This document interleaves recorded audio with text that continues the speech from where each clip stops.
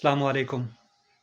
اللہ کی ذات کتنی کریم اور رحیم ہے، وہ کتنا کائنڈ اور کتنا مرسیفل ہے۔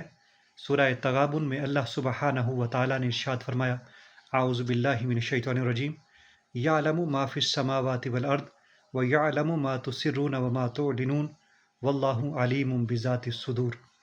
جو کچھ آسمان اور زمین میں ہے وہ جانتا ہے، اور ان باتوں کو بھی جانتا ہے جو تم چھپاتے ہو اور جو ظاہر کرتے ہو، اور اللہ سینوں والی یعنی راز کی باتوں کو بھی خوب جاننے والا ہے۔